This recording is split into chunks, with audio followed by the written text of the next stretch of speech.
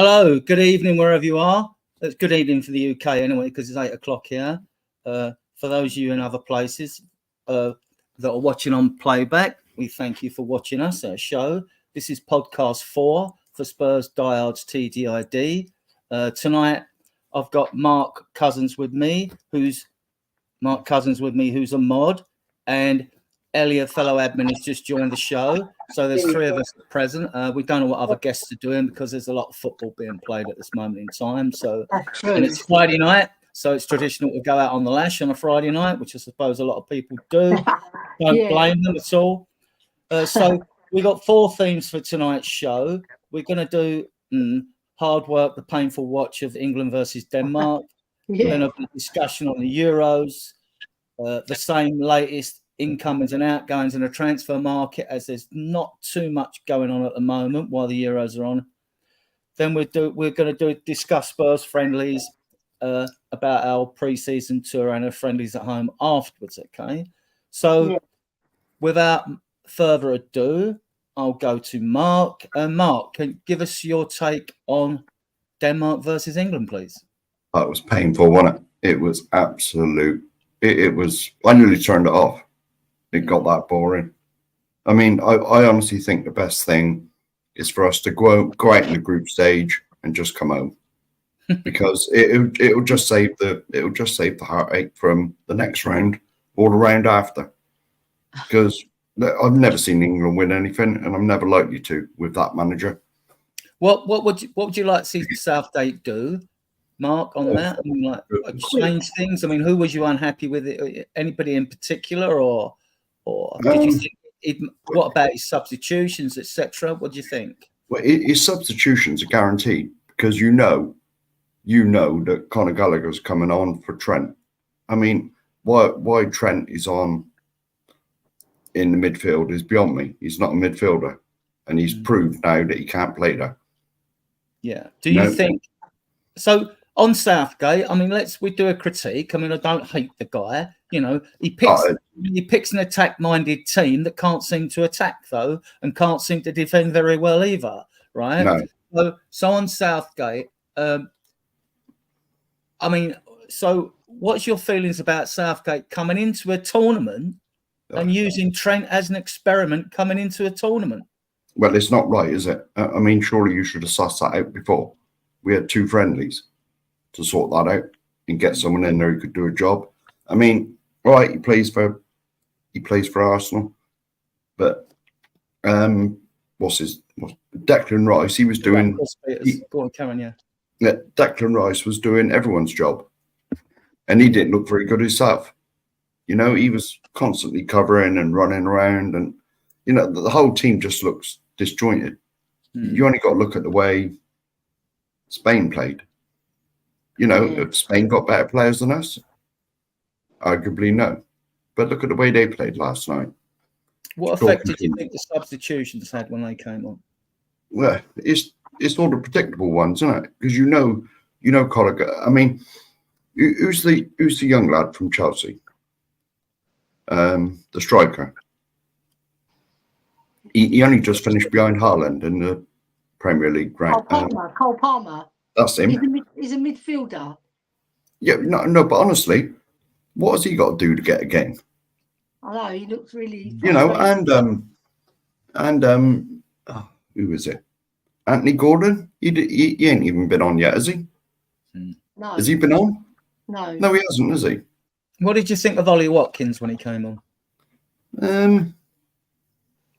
He did what we wanted. You know, he sort of tried them runs in behind, because Kane's never been known for his pace, has he? No, not really. He was trying them runs in behind and sort of dragging their defense back, because the way we played, it was too easy for them. It was far too easy for Denmark. You know, honestly, I thought the whole game was shocking. And the sooner we get knocked out and just come home, and then sack Southgate, the better. Well, we are where we are, and we're stuck with him. Yeah. And no matter how much people complain, we've got to see it through now. whatever happens. It doesn't seem that things could get worse, but you never know. Well, it probably will. It probably will when we play, because we're bound to draw them in the end. France, Germany, one of the good teams, Spain. We may have already qualified, because if our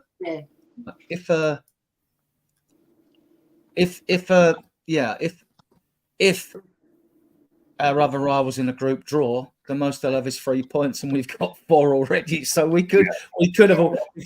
So if Serbia draw with Denmark, I think Serbia are more physical than Denmark. I think Serbia will win that game. But then my predictions, you can throw them out the window with the bathwater, because like my predictions are absolutely useless, right? Well, who's to say that we're going to get anything from Slovenia? I mean, who knows? Who knows? Yeah, it's true. Well, Ellie, your take on England-Denmark? I thought Denmark played very well. They played their normal game. They really played. They've really stepped up. But England, there was only a few players you could pick out who you could say you were proud of. I would put Carl Walker in that mould, because he was trying the boy, and like the way he took that past the defender to set up the goal, and it was a calamity of errors inside the box that led to Kane's side foot into the net. It was only going into one place when Kane gets it, but the rest of the team, Trent Arnold, right, he can play the midfield, but he needs runners, right? For Liverpool, he's got runners who run beyond the defence, and he can find them with his pinpoint passing. But there were no runners, and Harry Kane was dropping back, as Gary Lineker pointed out. Everybody notices this. He does it. Harry Kane, that's what he does. What is the surprise? He plays a number 10 role rather than a number 9.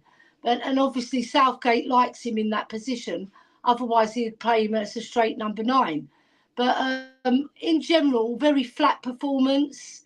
I didn't like Southgate's press conference citing Calvin Phillips as our saviour. Come on, if you're missing Calvin Phillips, there's something wrong, right? And Cole Palmer, he painted a frustrated figure. You could see it in the face of the boy. He's egging to get on, and he doesn't even get any minutes. All right, Bowen and Watkins he brought on. They did add some energy, and we were trying to get on top of that point. And we did dominate the ball a little bit more when they came on, and they created some really good runs to create some nice pockets of space beyond the Danish defence. So we gave him a bit of trouble, but it was too little too late. We'd already resigned ourselves to getting a draw, really, and we were lucky to get a draw, because I think Denmark deserved to win that match. Oh, they did. You know what I didn't like is Rio Ferdinand in the hub saying no disrespect to Denmark. Well, Denmark have won the Euros. We haven't. And then there's Thomas Frank there thinking, what's he on about? But the thing is, Denmark are not the greatest football team, are they? We can't say they're up there with Spain, Italy and Germany, because they're not, right? So we should be beating them, right? We're England. We should be beating these teams. So I was very disappointed, lads. I was really, I was chomping at the bit to get onto Talk Sport, but I gave it a miss. There was plenty more, slagging England off. But you know what? There were a couple of performances that were good. I thought Walker was very good, and I thought Pickford was very good. Because your man was good. Yeah, I don't think Bellingham had his best game, but the lad's only 20, so give him time. And he's playing in a new system, so it's difficult. Any Denmark players catch your eye, Ellie? Yeah, I think one in particular, yeah. Maybe. I think maybe a Pierre-Emile Højbjerg. He played like blood and thunder. My brother phoned me up and he said to me, your man played well. Did you see what I put in the group chat, Ellie? He was man of the match. I think he was man of the match, because he was like everywhere. He was doing a Johnny Pratt, wasn't he, lads? Right. He was like here, there and everywhere. The thing is, he'll give you that, Højbjerg, but he's not a flash player. Everybody knows And we've been linked with a guy that scored against us before, but we'll come back to that when we go into transfers. Yeah. Mark, so what I want to know, be ruthless. If you're Southgate, what changes are you making to that team? Well, to be honest, don't you think the whole England team, because right, Foden is an exceptional player. We can't deny that. But he's exceptional when he's in the middle. Why he never took Grealish is completely beyond me. Completely. Because Foden's not good at on the left. He's not. He's central. Played Bellingham as an 8. Foden is your 10. And he should have took Grealish or put Anthony Gordon out there. Yeah, I agree. You know, because Foden, do you remember that bit where was it Foden had a shot from about 30 yards and he could have played Harry Kane through? Harry Kane was screaming at him. Yeah. And this is another thing I've noticed about England. Harry Kane's not going to score unless you pass him the ball. How many passes or how many times has he actually been fed to create a chance? None, hardly. Well, the one he got against Denmark had 2 deflections. Yeah, and I suggested in another chat that Kane dropped back to give opposing central defenders no one to mark, but at the same time, then like when you want to attack quickly, you know, we've got no central striker there, so it's hard, like when you're trying to play football manager and solve the problems that Southgate's got, and when he should already have solutions for everything. He's been with the team long enough, right? So he's been with the team long enough. So I mean, Mark, you take like with Trippier at right back. I mean, do you think that adversely affects Foden's game? Because if he's going to charge up the pitch instead of getting an overload down on the left-hand side, he's more inclined to cut in because he's right-footed and left down to the corner flag, you know, or switch with Foden and go left down the corner flag like you see attacking fullbacks do, you know. Do you think it affects Foden's game? Well, I thought was a bit better yesterday. I did think he was a bit better. Possibly, but Foden shone this year when they moved him to the middle. That's when he was at his most effective for City. You know, so you know, but something else I noticed when we were defending, there was once Harry Kane was in a box. You know, and it's not that they had all right, you expect him to come back when we got a corner, because how many corners are headed out by the striker when you got a corner against you? But they were coming down our right hand side and they crossed it over, and I thought, who was that cut out? It was bloody Harry Kane. Well, he did in our 18-yard box. He did the same in the Serbia game and saved almost a certain goal when he was virtually on the goal line as well. So I don't mind players dropping back to defend set pieces and free kicks. Yeah, well, I just said that. Yeah, I don't mind them coming back for a corner, but not in open play.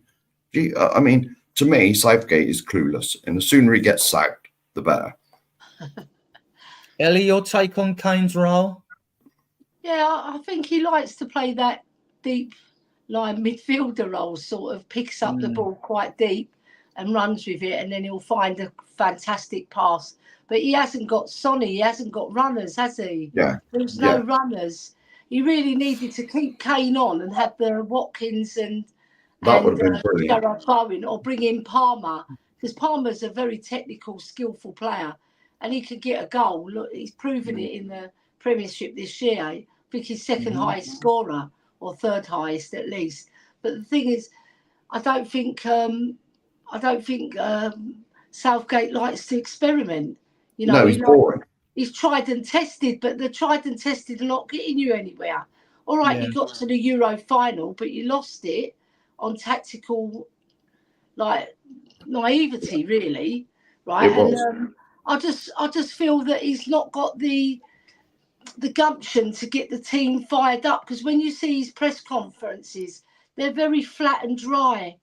I'd get bored if I'm listening to him as my manager. No offence, Southgate, but you've got to try and get a bit of life into the players.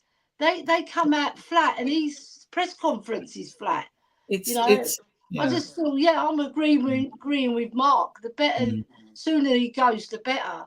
We're getting some masterful tactician who knows all about football. I'm not saying he wasn't a good footballer, because he was pretty decent as a footballer, but as a manager, he stinks. Yeah. Even though it shows that he's got the best record, I just think the play is very boring. I've got the perfect solution. Right now, Jurgen Klopp's probably in Germany. He's probably gone home. He's having a holiday. Yeah. Sack Southgate immediately and bring Klopp in. That'd be great. Yeah, because to be honest, with the attacking talent we've got, right, in our team, because let's face it, we got the Golden Boot winner in Germany.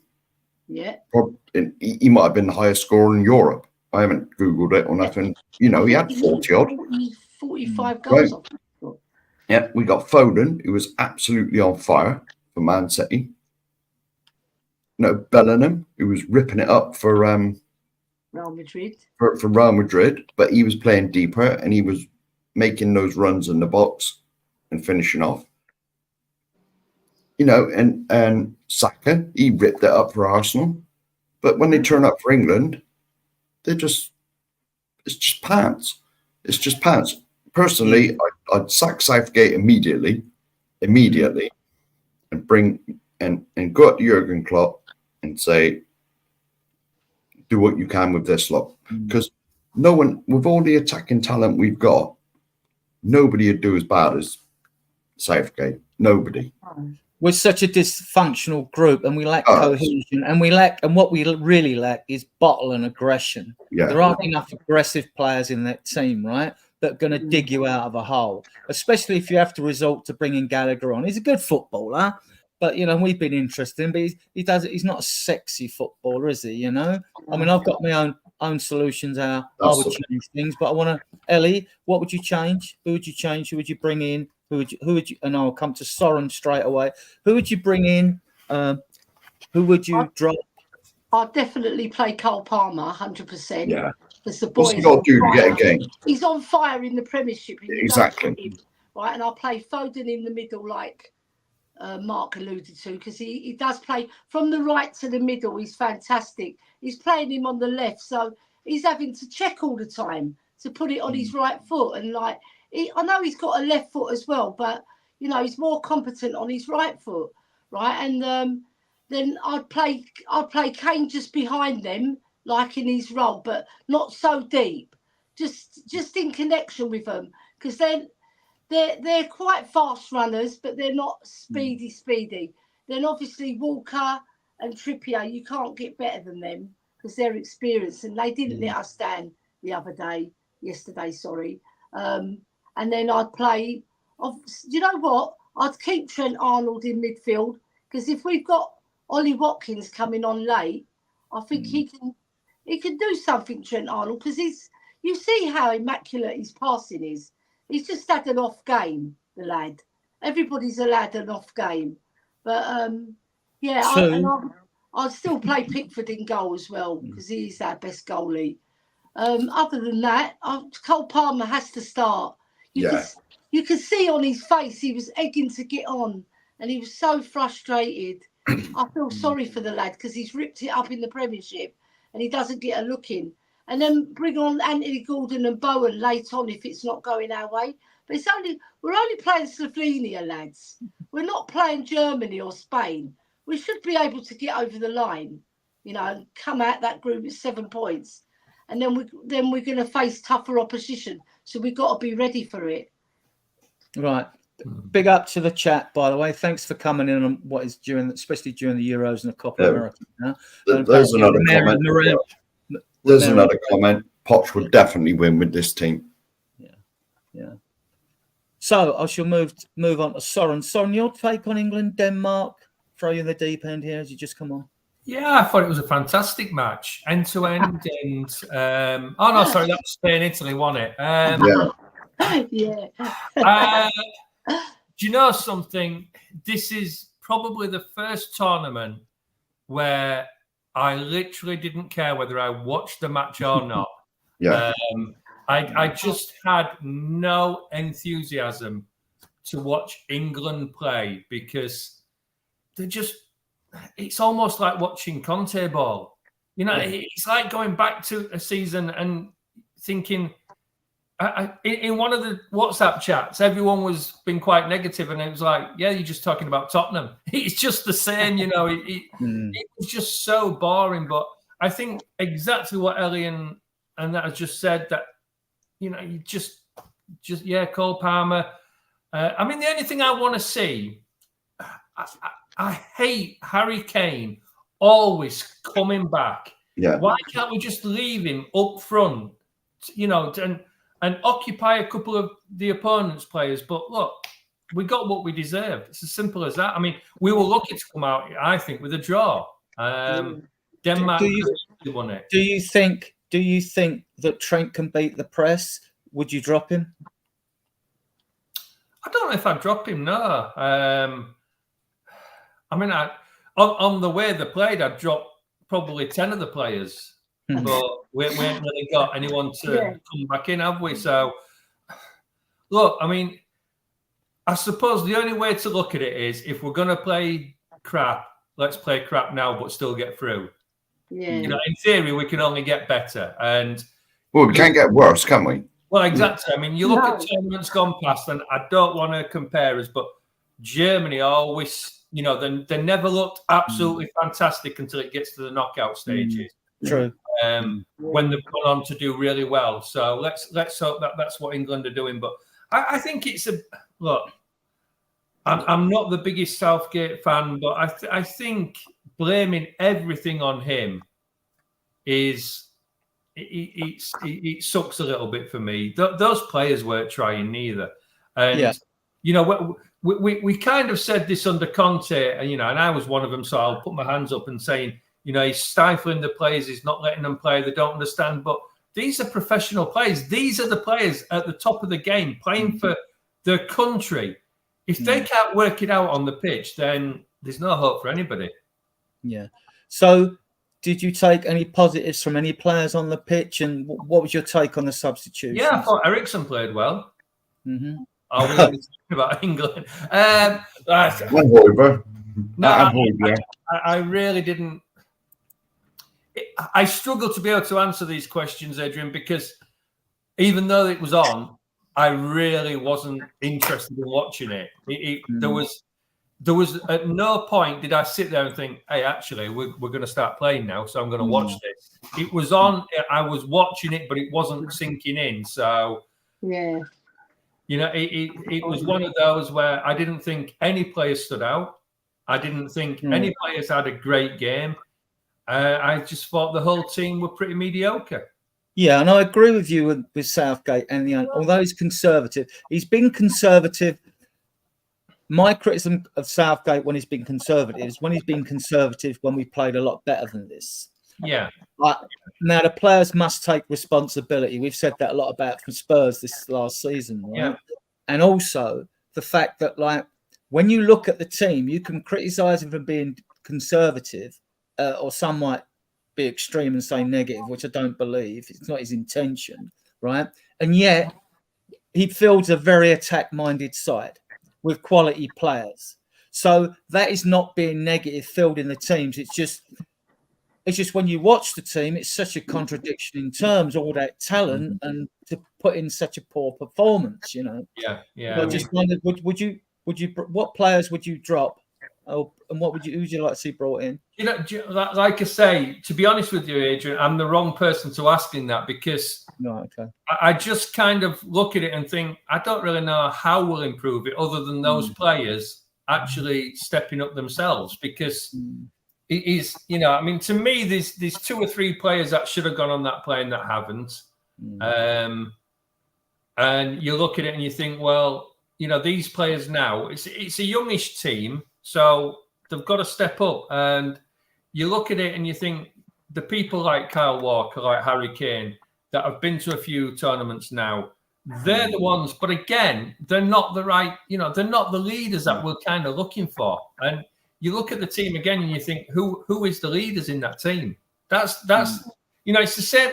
We can almost morph Tottenham and England together, and it's the same problems. Who's the leaders? They're not playing. They've got no enthusiasm. They've got no, you know, they can't work it out on the pitch. It's exactly the same argument. So it doesn't really matter who we say we're talking about, whether it's England or Tottenham. It's the same conversation, isn't it? Right. You need a Stuart Pearce type in there. You need a Stuart Pearce type. I thought Mark Geehee played very well. Yeah, he's done well. Well, last couple of games, he's done very well. He lost the ball and he really busted his gut and he made the block and he made quite a few tackles that were really impressive. And he was trying the lad, but he didn't have not much continuity from the defence to help him out. You know? And Trent gave the ball away a good few times in dodgy positions. Yeah, the problem was we gave the ball away a lot, and the pressing, you could see there was only certain players pressing. And it's the same as we've said with Tottenham. If you don't press from the front, there's no point in the team pressing because you've all got to do the job. And unfortunately, you watch, you know, I mean, I'm not slating Harry because he's gone, but he doesn't do a lot of pressing these days. He's getting on a bit. He's getting on a bit. Well, I know he is, but the problem is, you know, I mean, look, he's still one of the best strikers out there. Yeah. You know, there's no doubt in his ability. But if you're going to do the press, you've kind of got to have the whole team pressing. Yeah. And if you've got one player, especially your forward, who doesn't press, but then he's sitting back as well, you kind of wonder. I mean, I think there's a lot of talk about would we drop Kane? Yeah, possibly. You know, I mean, he didn't do a lot really in the match, did he? No. But apart from score, Right. I'm gonna give you my ideas how we can solve this England problem, right? So I'm prepared to take pelters in the chat and everywhere. But because it isn't working, we haven't really got a number 6 in the side. This is what I would do if I was Southgate. I mean, to you lot, who's our best footballer on the ball? Who's the best at holding the ball up, keeping the ball? Who's the best? Probably Bellingham. Or no, Kane. Kane, surely. I would say Kane. Yeah, Kane, surely. You've outnumbered me. This is what I would do. I'd drop Trent. And because Bellingham's so good on the ball, I'd play him as the number 8 Gascoigne alongside Rice. That means you could play Ollie Watkins up front, play Kane in the middle of 2-3, and you could have whatever 2 wingers either side of Kane you wanted. Whether you wanted Gordon, whether you wanted Foden one side, you know, Saka the other side, you could do that. It would be, you then got the option of Ollie Watkins running in behind because Kane can't do that. Kane can stay where he is, and he's a good passer of the ball. Yeah. So I'd play Watkins as the number 1, out and out number 9. Then I'd play Kane behind him as sort of the 10 with Foden. Foden would get more with Kane alongside Foden. Listen, Foden will perform better. And then you've either got Saka. You could play Gordon, right? But I just think, so as we keep the ball, and if you press Bellingham, you've seen people try and get the ball off him. Yeah. It's very difficult. I think for this, I know you might want more glory and getting forward and all this, but this is me. I would play Bellingham alongside Rice. What do you, Mark? What do you think of that? Good or bad? Definitely. Because that's where he plays for Real Madrid. All the goals he scored from Real Madrid is when he arrives late in the box, heads it in, or you know, or the ball will come out and he's on the edge of the box. Ellie, what do you think? Yeah, I think that'll work actually, because Ollie Watkins, when he came on, he was very impressive with his running. And, you know, he can score the lad, but obviously his England career is fresh, isn't it? He's new to the scene, but he needs to give him a break. He needs to let him step up, because Kane, I think he's slowed down a bit. Well, he's slowed down a lot, and his game, he's never been fast. But one good thing he's good at is not losing the ball and pinning the pass. So we can utilise both their skills in one. And with Bellingham next to Rice, yeah, I agree. That would be a fantastic option, because they're both. See, Rice is diligent and he'll fight for every ball, won't he? He's a warrior in there, and Bellingham's got all the class and he's got the skill, and he can drive us forward from that position. So yeah, I do agree with you, Adrian. It's a fantastic call. Soren, what do you think? Do you like the idea? Yeah. And will Southgate do it? You know? Slightly changing a little bit. What about you bring Kane slightly back into that Sheringham role and put Ollie Watkins up alongside him and almost play a 4-4-2? Yeah. Let Kane. Well. Yeah, let Kane put the ball through for Ollie or whoever. That's what our English footballers are used to as well, isn't it, lads? We're used to the 4-4-2. Now we've got all this 4-3-3, 3-4-3, 5-5-3-2, and it confuses our players. You know, and they're playing with the foreign players in the Premier League, so they're not really playing together as a unit. When they meet up for England, they're all sort of fresh to one another, and then they have to play a different style, and it doesn't work. You've got to switch back to what we know. I don't know whether you've kind of already discussed it, but you watched the. I mean, I haven't seen many games, but you look at, like, say, a Spain. I mean, they've got a few youngsters in there. That 16-year-old lad looks pretty damn good. Can you imagine Spain right now playing England? And can you see any other outcome than a Spain win?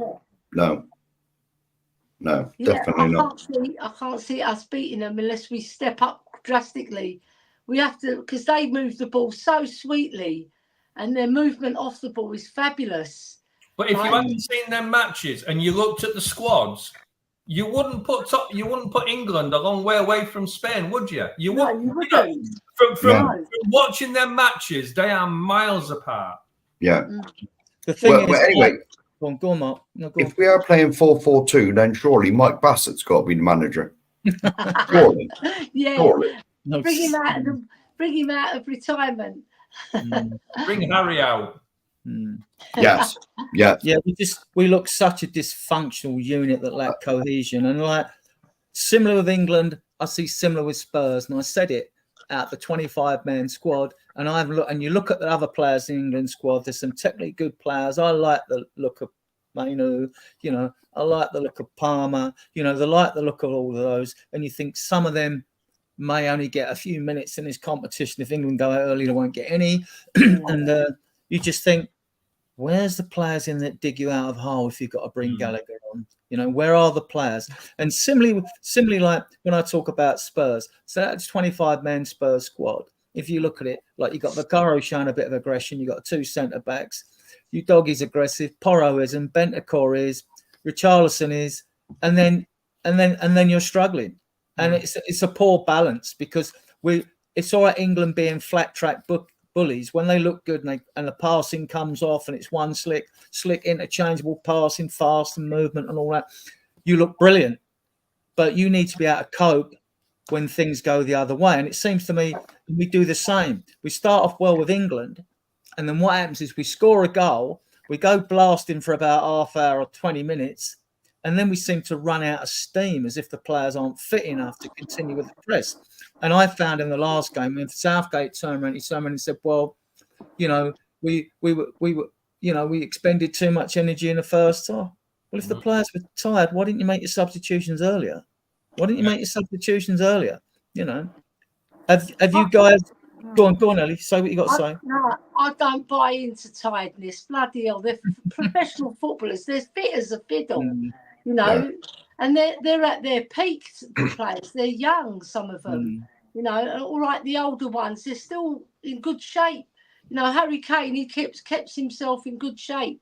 So they've had a long season, but all the other players have had a long season, and they look fresh as a daisy. We look like. That flower that wilts, that's what we look like, and it's a shame because we know we can play better than that. So hopefully they'll get their act together for the next match. I know that it's a Slovenia, so it's not a benchmark. It's the next round when we see the better teams, how we're going to pit ourselves. I won't be home by then. Yeah, well, no, because we could qualify as we stand with 4 points, because if Slovenia draw with Serbia, we're through. Because they've got 2 points each, they can only get 3. So if they draw their match, we're through, believe it or not. And let's be fair, we have rode our luck because both our goals have come from deflections. Yeah. Right? Both come from deflections. And mind you, I think Bellingham did very well to make up the ground from midfield to get in a position to score the goal against Serbia. Let's not forget, though. I mean, we're talking about players being tired. Harry Kane should be tired. He's not had to lift the trophy again this season. Yeah, that's true. Yeah. He hasn't got arm, mate. Yeah, he ain't got arm ache or anything, has he? You know, I mean, No. poor lad. He's obviously the reason, because as we know, Harry Kane is cursed. Well, So if you No, it's not that, is it? drop Kane and see if we go on and win. Yeah, He'll probably win everything in Germany next season. And you never know. England I don't think they will. might pull off a miracle. You never know. Yeah. Right, we'll move on to the second topic, Euros debate. Mark, what teams caught your eye in this competition so far? all of them except England, to be honest. No, France looked good. Spain looked good. Germany, even though they were meant to have dropped off a little bit, but the Germans never drop off a lot, do they? Not really. They'll probably beat us on penalties at some stage, like they normally do. Any particular players caught your eye? I've not really been keeping an eye on players, but just like even some of the smaller teams. Now, who was it I watched the other day? There was a game I watched. It was a cracking game. Was it Albania? Albania. Yeah. Yeah, that was it. Was it Turkey they played? Greece? I think. I don't know. I honestly can't remember what happened yesterday. Yeah, but like it's the normal big teams like your Frances and your Spains. Italy looked good. I know they lost to Spain last night, but yeah, and that comment there.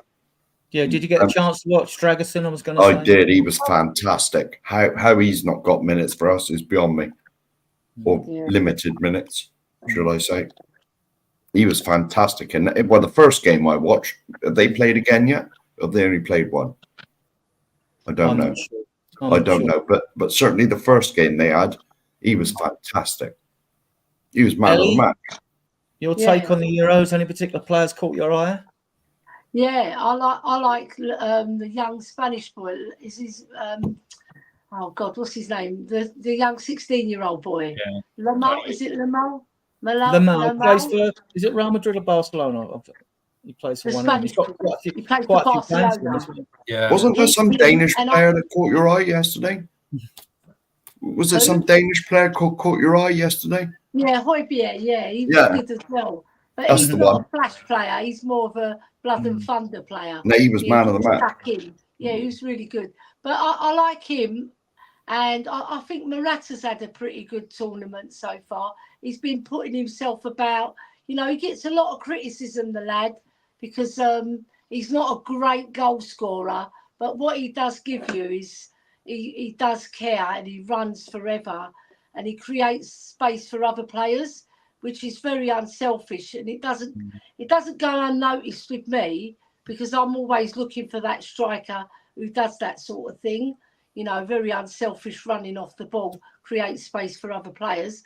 But I just like the way Spain play. I think they're fabulous, the way they move the ball. Yeah. And they're such technically gifted players as well, you know. And other than that, I like Romania. I think they've had quite a good tournament. Dragusin's been impressing because he's brilliant at bringing the ball out, Dragusin. He just strides forward like a lion. Yeah, I love him. Other than that, no real player. Maybe Sabitzer as well of Austria. He's played very well in this tournament. We were after him for one time, I remember. He's a very good player. He's not a standout player, but he's a very good player. And I like the way he plays because he's very aggressive, you know. And he won him a penalty tonight as well. Yeah, that's about it, really. I'm not rooting for Germany because I'm an England fan.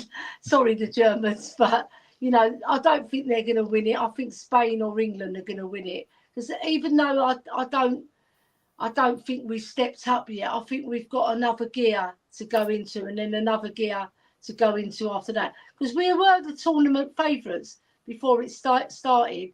So we've just got to live up to our name now. And that's in France, I think. Yeah, well, the star players have to start having to play. They have to start playing. You know, because when we face the better competition in the next round, they've got to be ready. Same question to you, Soren. Any teams impressed you? Any players impressed you? I mean, Spain the other night were just another level. They're the team to beat. But look, let's, you know, it doesn't matter what you think of Germany, whether they're playing, what they're at home, and you can never write them off. Italy showed against Spain. Italy showed that they can play if they want to. I mean, the problem with Italy is it's the same old Italy. They'll soak up and soak up and soak up, hope they don't concede, and then go and nick a goal. That's the thing with them. So again, you can't write Italy off. I don't think there's going to be any shocks. I don't think, you know. To me, the final is going to consist of on what we've seen so far. It will consist of Spain and somebody else. I don't think France will make it. I mean, look, they look good, and you kind of look and think they've got another gear, but they also look vulnerable. I think they'll concede, and if they come up against a Spain or a Germany on form, or even an England, you know, somebody who is on form that night, France can go out quite easily, I think. Yeah. How well do you think a team are playing tonight are Holland? Because they've got a good defence with VDV on the bench. If he hasn't been picked to play tonight, I don't know what the team is tonight. I mean, I haven't seen them. Defences win you competitions usually. Yeah. I mean, I haven't seen them play for a while, so I can't comment. But they've got De Vries and Dumfries as well as I mean, Holland. Holland on the day again can. You know, they can put it on. I think there's a few teams. England have got to really step up if they're going to win it. I mean, you look at it and you just think if they come up against the Spain at the moment, the way Spain are playing, I don't see any. There's only one result in that one. You know, as much as you want England to go all the way, I just don't see it. I really don't see it unless there is a miraculous change in form. Yeah, Southgate has certainly got to tweak things for the better. I mean, and I think Trent has to go personally, but that's just my opinion. Others would still stick with him. He's a good footballer, but he's just not doing it. You know, so I've just consulted the phone. Van der Ven is not playing for the Netherlands tonight. That's okay. We don't want him to play any games from, do we? No. The more of our players that don't really play, the better. The Copa America has just started as well now, and apparently, I don't even know Argentina play. I can't remember who they played yesterday. Canada. Oh yeah, they beat them 2-0. Sorry, they beat Canada 2-0. So obviously, Romero had a barnstormer. Apparently, played really well. So. I don't know if it's a bit early to ask you guys about the Copa America, really, because, mind you, as the games fin out in the Euros, you'll have the option of watching Copa America games, but I don't know what time they are on. It's about 3 o'clock in the morning. Oh, so that then. I'm off to work. Yeah, I was going to say watch highlights on YouTube or something. Yeah, watch highlights on YouTube. Yeah, no, I mean, again, it's probably another one of those where Argentina should win it. Right. We're back to the painful, ongoing subject of latest transfer news, incomings and outgoings. Haven't we signed anyone yet? Mark, have you heard anything? No, I'll give you what I've heard. I'll go run through. Have you heard anything yet? And who do you expect to get? Who do you expect us to get in, or those we've been linked with? To be honest, I don't think we'll get anyone until England get knocked out of Euros, and then maybe Eze. But to be honest, the sooner England get knocked out, the better. Because if I got to suffer that right to the final, I don't think I can handle it. You know, they can play better. I mean, there's obviously the talks of Calafiori again, isn't there? And what's his name? The striker, Jonathan David. Yeah. I just get to the point when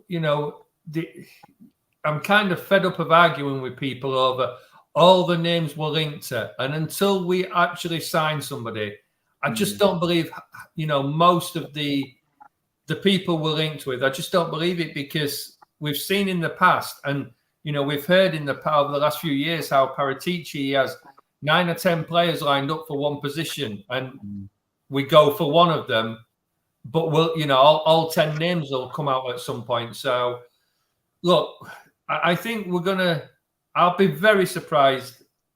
No, I'm not going to say.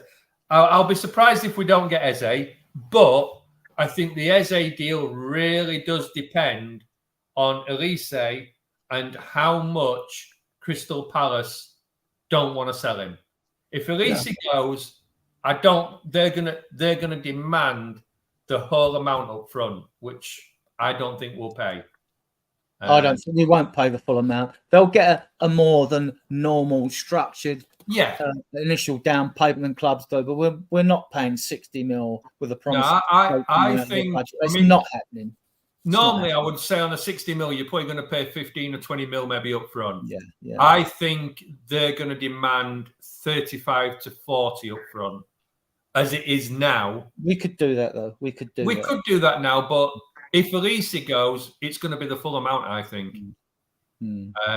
So unless the deal's kind of already done and we're just waiting for him to come home. Next week, that'll be. Well, it could be. Then, I think it's one of those that I dread to think what the meltdown is going to be if we don't sign Eze. It's just gonna be such a it wouldn't matter who we signed. He is with CAA Base, the agency that is linked with other Spurs players. So talks have gone on, and Johan Lange, what I've been informed, has had talks with Crystal Palace. So, and you would expect that anyway, because you'd expect our recruitment team to have been busy all our season compiling lists of players, like at least 3 or 4 in every position, if not more, right?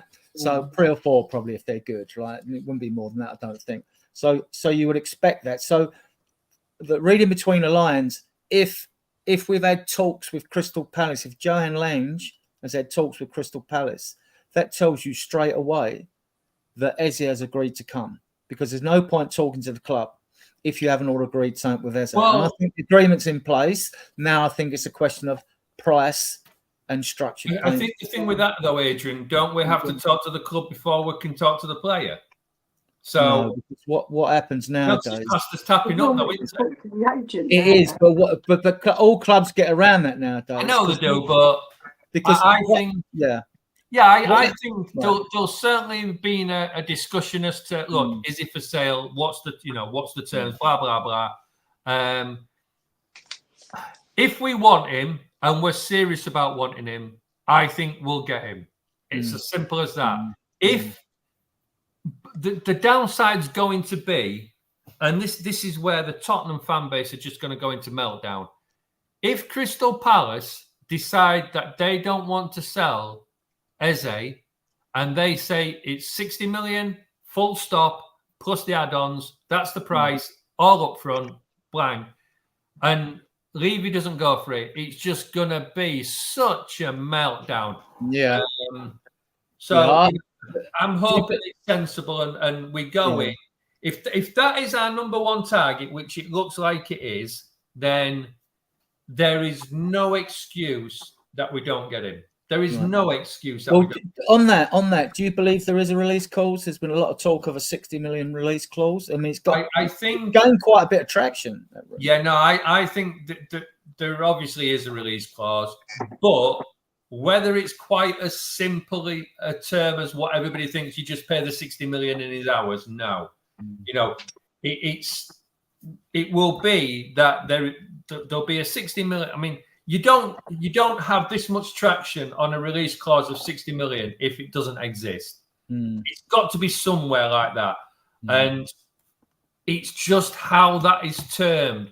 Now, it could be termed that, yes, you can go if a club meets 60 million plus 8 million in add-ons. Now, that might be that it might be written down that it's got to be all up front. it's one payment of 60 million. It's still a 60 million release clause. It just means, you know, it could be, yeah, well, as long as it's reached within 60 million and discussions will be on how it's termed, then, but, you know, it's not as black and white as it's just a 60 million release clause. So, I mean, the thing is, the other argument is we keep hearing that Crystal Palace are determined that they're not going to sell them both. Well, if they're not going to sell them both, and they both do have release clauses, they can't stop it. Unless there isn't a release clause, or the release clause says if one of you two goes, the other one can. So, you know, if he is for sale and it's 60 million plus 8 million add-ons, and we can sign him, there is no excuse other than he's not our number one target. Mark, your take on the Eze? Well, this is where, what Soren was just saying, this is where, you know, you'd like to think that we've done all our homework.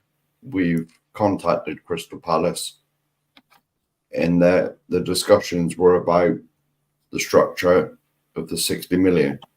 Is it going to be 12 million for 5 years? Is it going to be 30 million in one lump and then the rest over 5 years?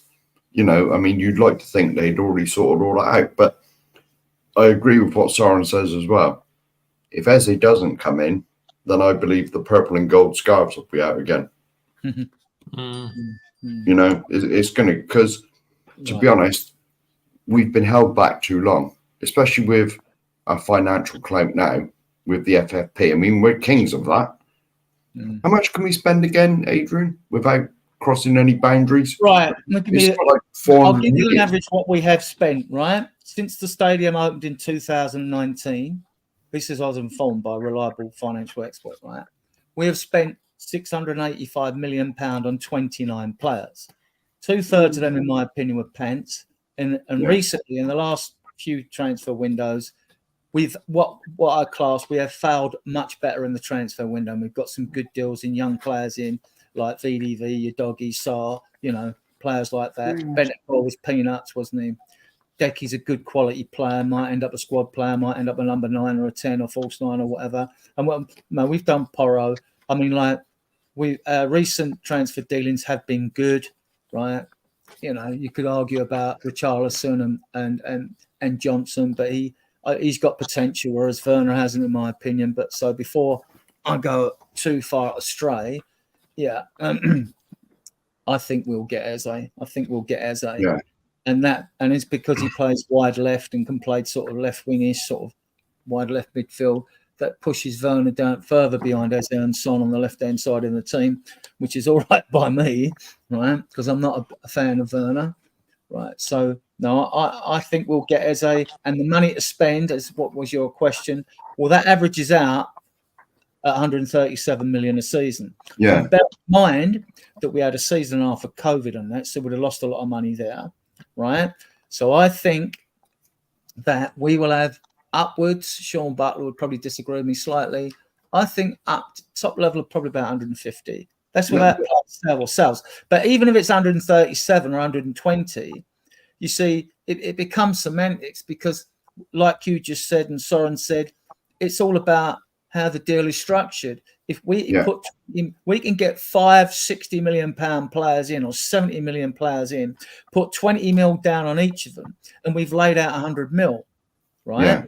All right. The 530 mils left, 150 mil goes on to the 300 mil we owe already on transfer, and that comes off your football related income. So basically, the way it works out is, simply put, whatever your club earns, we earned 550 million pound last financial report, right? If you take all the football related expenditure off, like the 251.1 million in wages, like 60 mil off the 308 mil that we owe in transfers and agents fees, you know, 311 mil, 20 mil for the interest on the debt, you know, at like 251 mil. So, and then, you got football related costs. You go away on a pre-season tour, you're making a profit, but you still got to pay to stay in 5 hotels and flights and all that. So you get where I'm coming from with the cost. You could have I'm not going to go into a great deal. You could have cost as long as your aren't add on. So just saying, for example's sake, 549 million. To make it simple, say that 349 million of that is football-related expenditure. That would leave you 200 mil. Under the new SCR, another punchy acronym, squad cost ratio rules due to be ratified this month, probably end of this month. We're in Europe, so you can spend 80% of that. So if you had 200 million at your bottom line, you could spend 160 mil. Yeah. To me, if you could only spend 100 mil, it's plenty. You should be able to get 5 quality players in with down payments. So I hope that answers your question, right? And Yeah, it's not, and the new rules are far less complicated. But what complicates the new rules is the from FFP, PSR, profits over. There'll be a transition over to these rules. So that might muddy the waters on what clubs can spend. And also for the poorer clubs under the new rules, the team that can spend the lowest amount, the poorest club, or ones that you can spend, if your grand figure is lower than 5 times what they can spend, you can spend 5 times what they spend. So in other words, you can spend minimum 5 times what the lowest, but it won't happen to Spurs because our revenue is that much higher. Yeah. We already have the capability to spend 5. So I hope that's not too confusing. And that's my understanding of the rules. Because it was only, was it last year, to do with the FFP rules, we could have spent £500 million and still not been in trouble with it. Yeah, I think that might have been there. A lot of speculation. That one. Yeah, I mean, I'm going like what I've read and what I see. Maguire, the financial expert, the Brighton fan, Kieran Maguire, right? I'm going a lot of what he said. I've listened to Sean Butler as well. You know, he talks a lot of sense, Sean. He talks a lot of sense, like, you know. Yeah. He's a bit more conservative with what we can spend than I am, but even his amount is like 120 million or whatever, and it's still enough money. It depends on hefty down payments. This is what clubs are insistent on hefty down. It can affect you, you know. So that's it on that. Right. So we'll move on to. Okay, I'll start with Soren again. Would you take Ivan Toney, or have you got other striker in mind? I mean, I would like Vlahovic, but go on, go to you. You like who? Vlahovic. He had one good shot from nothing against England at Serbia game, didn't he? That's about it, all he did. But yeah, look, I look at Ivan Toney in 2 ways. He's kind of ready now, and is that something we need rather than looking for the future? And you kind of have to argue yes. But I think he's not going to be 40 million. He's going to be 50, 55, 60 million. And would I take him? No, not for that price. Because my argument is, look, I know he's done it in the Premiership. I know he's scored goals for fun. What did he get last season? I know he had the first half of the season out, but he still played 17 games or whatever, and scored, was it 5, 1, 3, 4, 5?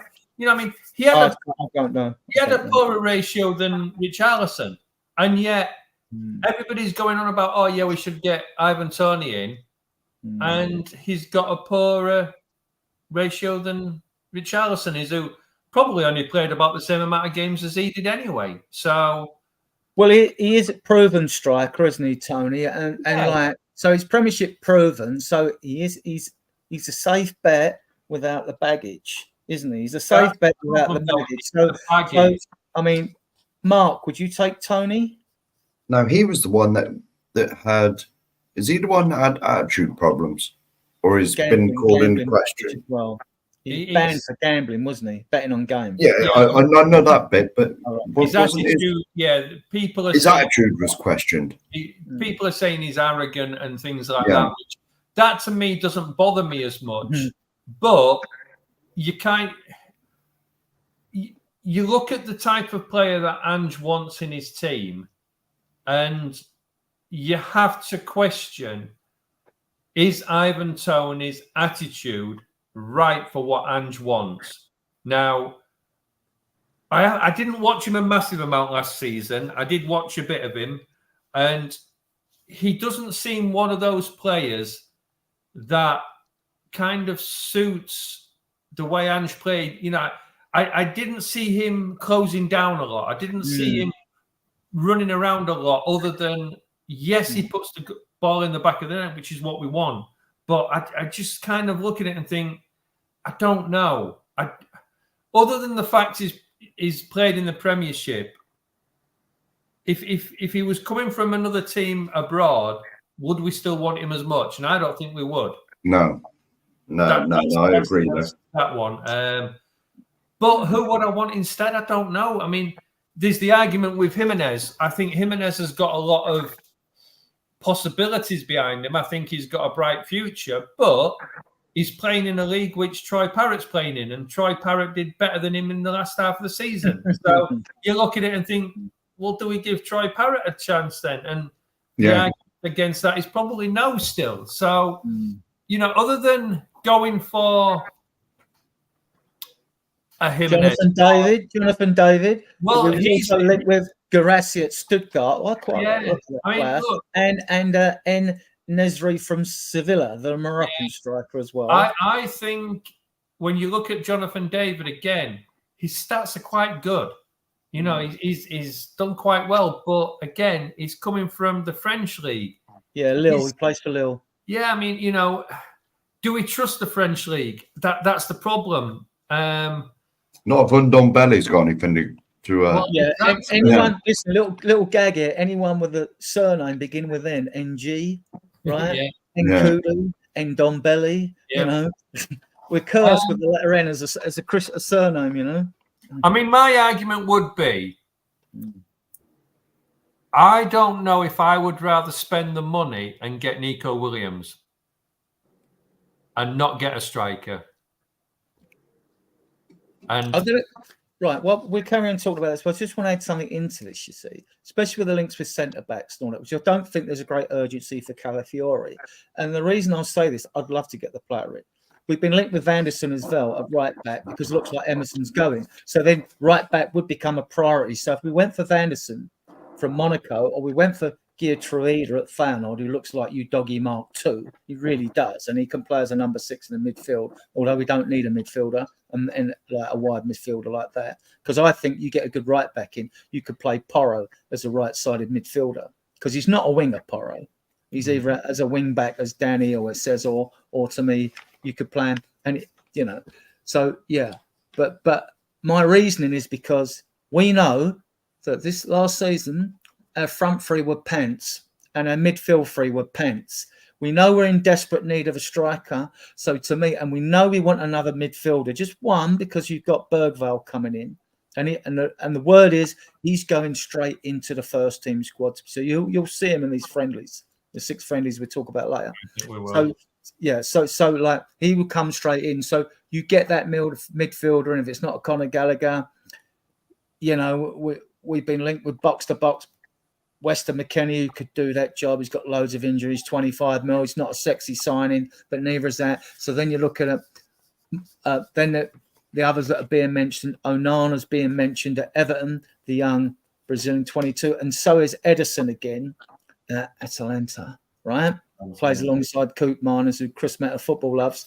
And so I think, forget the defence. If it's me, I think our recruitment team is, we know how urgent that second striker is.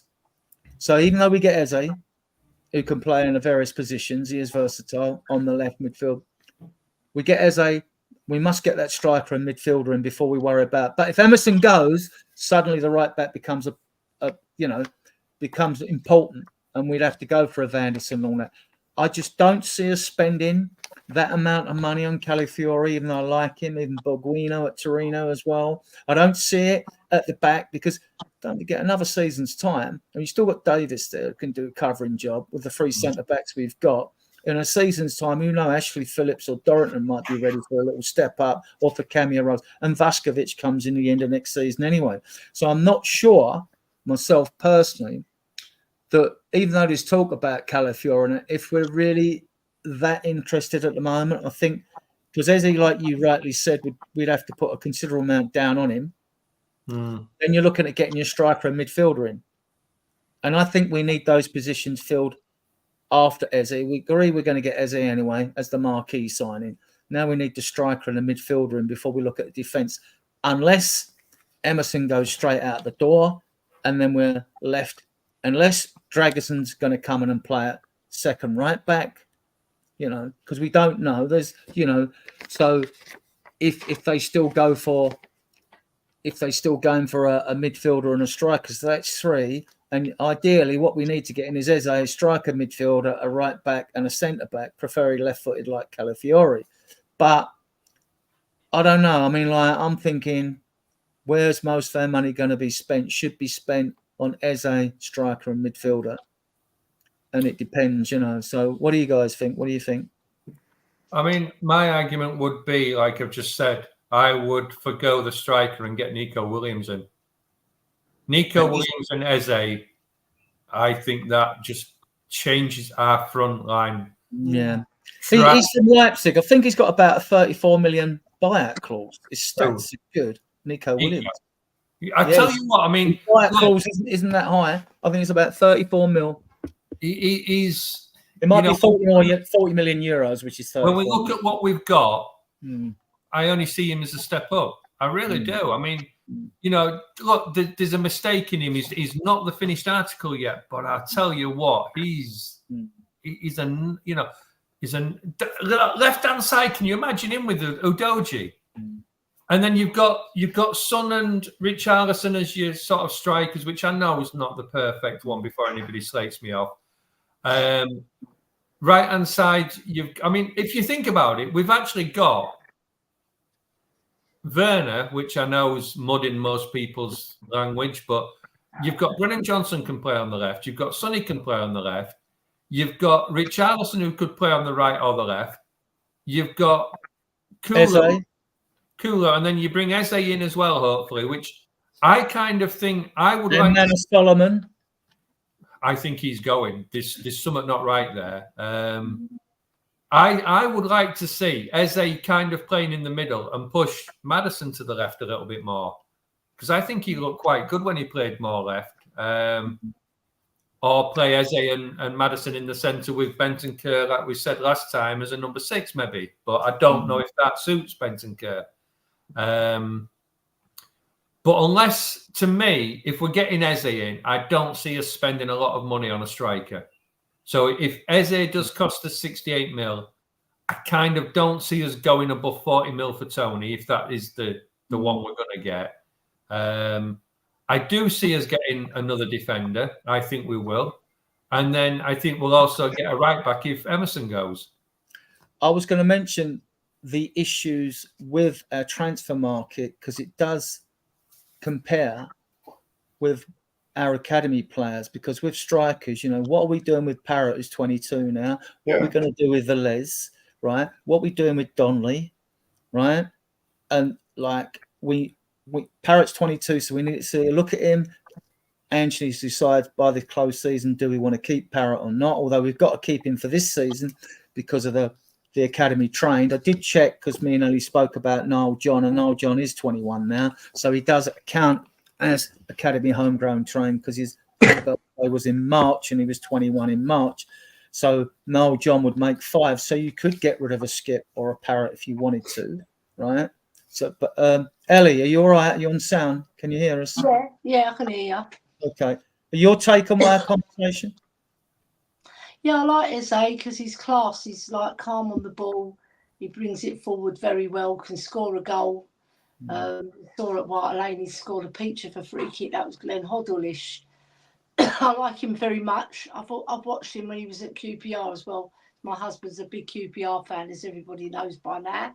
But other than that, there's other players that we should bring in. There's key positions. That number 6 role, I think Sarr plays it the best, to tell you the truth. I think Bentancur, with his knee, you know, he's finding his way back into the team. He didn't quite last the 90 minutes, did he? So it depends on his fitness as well. We'll see in the Copa America as well, whether he's up to it. Because one thing you know about the Copa America, they're all physical sides. And they're tough lads, aren't they? Yeah. So you have to be on your game when you're playing in that Copa America. So, and he always shines in the Uruguay team as well. So I'm looking forward to getting another right back as well, because I think Porro should be a natural winger, because he's a really good crosser of the ball. I think he's wasted as a right wing back, to tell you, or an inverted wing back, whatever you want to call it. I just think he's wasted, and I think he's got so much more to give to the team.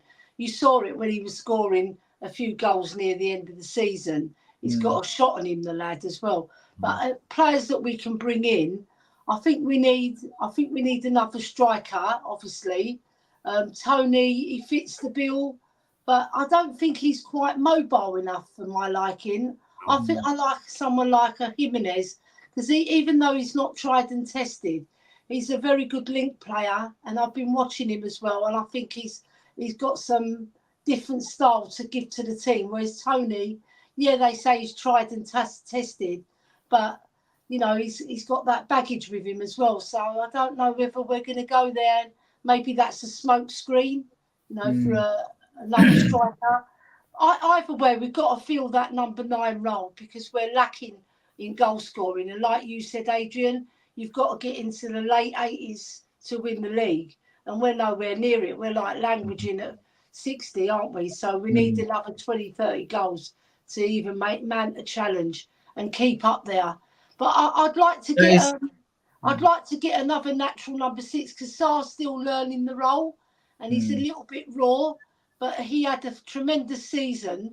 I really liked him, because he gives his all, the boy, but he's still learning the game. So I think we need someone who's quite established in that role. I can't think of any other player, apart from that position, that we're really weak in. I think we're strong in most areas. Yeah. We just need a bit more creativity, and I think Eze will provide that for us. And we were linked with Hoyman, who scored against England last night before, because he plays in midfield, got a good engine on him. You know, like say Edison, like Anana at Everton, who's young, right? And then they've got to sell because they've got horrendous debts and things. So if Angie's going to go with a 6 and 2 8s, or a 6 8 and 10, or a 6 and 2 10s, if he plays Eze and Madison in the same team for any games, I mean, the only time I see him going that way with 2 10s is if we're winning a game 3-0 and he brings on a sub and 20 minutes to go and it's another 10. You know what I mean? Like, just to see, like, but that is interesting. So that's the Tony. Well, like I say, I don't know if you guys have watched Guirassy or watched El Nesri play for Sevilla, the Moroccan international, very experienced. Guirassy looks, he's got a bit of the Harry Kane about him. If anything, again, with some of these strikers, pressing with them is an issue, right? But Guirassy, I know he's 28, 29, but if you were bringing someone in because you're waiting for Velez or maybe Velez or Parrott or Donnelly to get another season under their belt, you know, then I wouldn't mind bringing in a player like that, you know. I think they should give Dane Scarlett a go as well. I was just about to say he alluded to it, didn't he? He put him on the bench. Yes. I think he's a very good player. He is. I think he can step up. I think we'll see Scarlett before we see Parrott. Yeah. And I was going to say, like, it's all right, all these signings that you keep saying that we need, but it doesn't send a clear message to the youth, you know, that you have a path. You know, it depends which way we go. If we sign a striker or somebody that's slightly older, it kind of says that, you know, we're looking at the future with you, but we need the now. If we go in, we keep signing the younger players. Yes. Then it becomes a look. Yeah. We It's don't. a blockage. There will be. Yeah, just to reassure fans, anyone listening in the chat or watching us on playback, there will be an automatic pathway for the players. And actually, Andy Scolding's job now is loans and pathways. So he'll be the one in charge of loaning out academy players and the pathways into the first team. And the reason I say there will be, because at the moment, or it's 5, you've got Brandon Austin, who signed a 5-year contract, goalkeeper, Alfie Whiteman, goalkeeper. Then you've got Skip and you've got Parrott. Now, they're 4 academy-trained players, as Noel John is. Now, in European competitions, 4 of your homegrown have to be academy-trained. So, if not this year, we know Forster's in his last year. So, whether Brandon Austin comes through or not is another. He's 24 now. He should have, had a couple of games before now if he was that good. But we've got Josh Keeley and Gunter, and Gunter looks amazing in the under-21 side, and Josh Keeley was good. Because you don't loan a player out to Barnet if you think, well, he needs a bit more time with the under-21s. You know what I mean? So so that 4 we've got, say if Skip goes and Parrott goes, you don't use him, and Whiteman goes, then straight away you'll be looking when they're 21 and done their 3 years to fill them places. So those places will always have to be filled. And obviously Ange will only want players in those places if he thinks they're good enough, not just because to fill the spots. Yeah. Say, well, okay, if we have a horrendous run of injuries and suspensions, I can call on these players. No good just having them there as numbers, which to me, Alfie Whiteman probably is a number at present. Parrott, we don't know if he's going to kick on. Noel John, well, they've tried to play him at right back in, but he's a midfielder, comes sort of almost right winger in the under-21s. Ellie's watched him, good player, loaned at Charlton, didn't get any game time. Same as Scarlett didn't get any game time at Ipswich, which is why Scolding needs to get his finger out with this and ensure there's some sort of incentive scheme that when we send a player out, that we can guarantee they get game time. If we it's pointless doing it otherwise. You play their wages or pay off their wages or whatever. We need to do something. Sorry, Ellie, go on. No, they're just sitting on the bench learning nothing about just watching Championship and League One players running about, and they're not learning anything about the game. You need game time to get experience. And in the Championship, it's a tough league. They're not bad footballers. They're very good footballers. So, and a lot of them, the ones who've dropped out of the Premiership, they've come back, haven't they? Most of them, like Leicester City, they're straight back, haven't they? So you expect them to be put on loan, and to get game time, and it's been woeful. It's been really shocking. The thing is, though, if we look at it, Ellie, if you look at what the squad now and the kids coming through, so if we look at it and we think, if they come good, so we've got Udoji, we've got Papsar, we've got Ash Phillips, we've got Van der Ven still young, Udoji. You look at possibly Veliz coming through. Then you start looking at our academy, Santiago, Scala.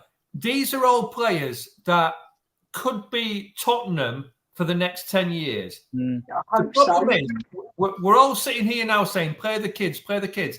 If we start playing the kids and we finish 10th, 11th next season, all we're going to hear is, Ange has to go. Get rid of the board. This is not good enough. That's not good enough. So there's no wonder these kids don't get played because the fan base aren't patient enough to watch it. And, the problem is when you've got managers in, if they don't get results, they've gone. Yeah. So that's why we don't play the kids quite as much. I think there should be a rule because you've got a 20-man game day squad. You've got 11 on the pitch, 9 substitutes, right? You can use 5 subs, 6 if you get a concussion substitute. So looking at 17, that leaves 3 spare places on the bench, right? I think the club should have a rule in place, a protocol, that 2 places should be available if Wayne Burnett don't need them for academy players. And the reason I say that, if the rule's in place, then you can't have senior players get the ump and say, well, why was I left out the match day squad and you've put 2 academy players in the squad for that day? And you would have that covered before you got any negative reaction of players, So, yeah. So, I mean, they need to. They've done a lot to improve things at Spurs. There's been big turnover in staff. There's been big changes in the structure, the footballing side, which is long overdue. But they are for a positive, and long may these changes continue for the better.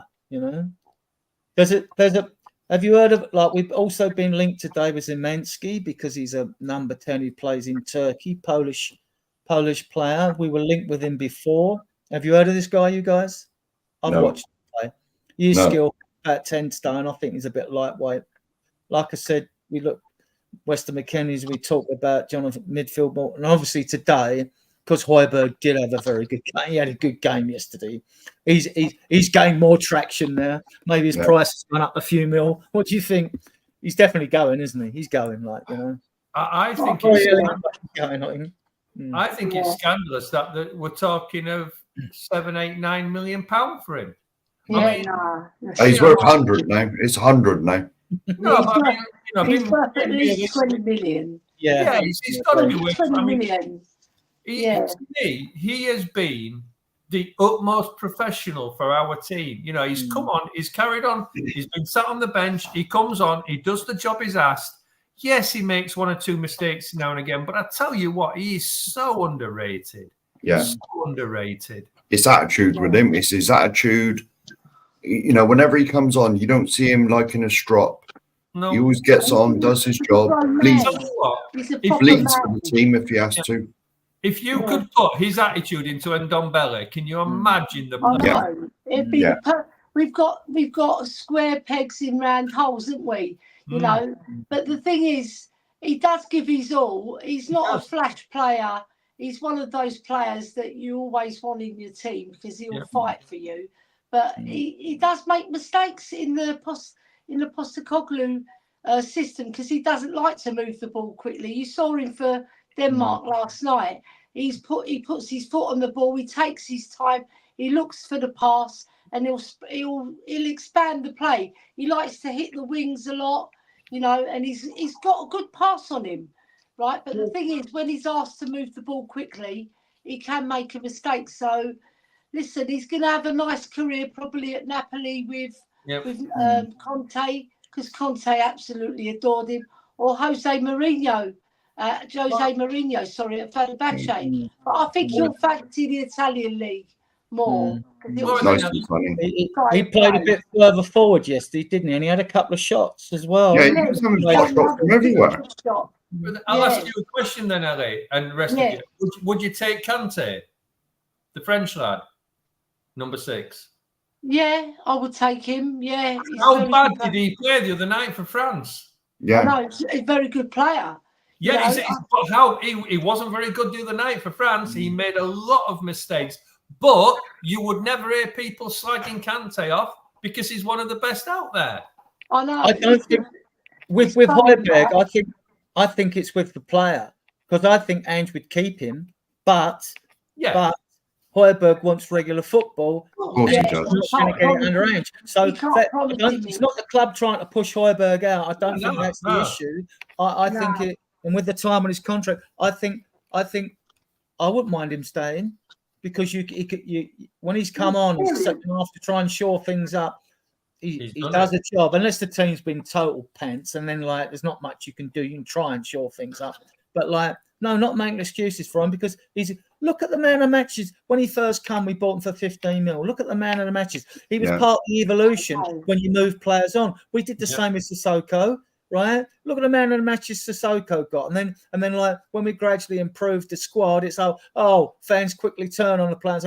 We don't need him now. Well, it's true. I mean, it is a ruthless business, but if you want success, you're gonna have to be ruthless in this you know. Well, anyway, Højbjerg now is worth 100 million. We've established that after his game last night. Come on, let's get 100 mil for him. Yeah, at least we'll get 100 mil. Maybe 2025. That would be the marker, I would say. I think 20 mil. 20 mil is a fair price. Conte can pay it. Like he'll join him at Napoli and he'll have a good career there because he's 29. He's really at his peak as a footballer. If you don't know what you're doing at 29, you should give up the game. No, I mean, you know, I think he fits into a lot of teams and he'll do a damn good job. And he's another one of those players that just does it. And like you say, when he came to us, you know, how many man and matches did he was sensational in the brilliant in that first season under Jose. That's when I liked him. But under Postecoglou, I didn't lose my faith in him. But it was just like he was getting slated after slated after So I just thought, right, I'm going to give up and switch to Bentancur. And I think I boxed him. He started playing rubbish as well. So Yeah, it's your fault, Ellie. yeah, it's all my fault. The thing is, right, if he gets his move, because he does want to move, because he wants regular football, and he's not going to be guaranteed that. He's not. So, Can't you pick a player from the opposite team every match, like being Queen Ellie Salah or something like that, depending who you play on. I think I'm going to just be Queen Ellie Hoddle, because I love Glenn Hoddle. Oh. That'll do me. He was all right. He was all right. He wasn't a bad player, was he? Nah, average. Best footballer England have ever produced, in my opinion. I think you should be a Queen Ellie Mabbott or something like that. Yeah, I like Steve Perriman as well, and I like Gary Mabbott. They're great captains in their own right. Well, not many fans realise. Yeah, not many Spurs fans realise Perriman 850 odd games for Spurs. 850. I mean, Darren Adden gets called a sick note, but he played over 300 games. That's going to say, So, and Perriman won 2 League Cups, 2 FA Cups, and 2 UEFA Cups in 14. I think he had 14 years at the club. Yeah, and he's and that's without his junior awards that he got. Yeah, and he's the only player that scored in every single season that he's played. 17 seasons, he scored in every single season. So he said that on his podcast. Yes. And you could see he had a little wry smile on his face. And he doesn't do technology, because he goes right up to the screen like this. It's quite hilarious. I'll tell you who we could do with. Fantastic. We could do with a player like Clive Allen or somebody now, couldn't we? Yeah, just a poacher.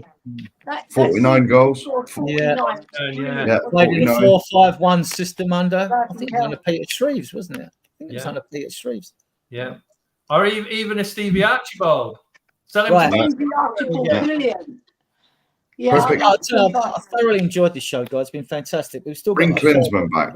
Bring Klinsmann back. I've enjoyed it as well, Adrian. It's brilliant.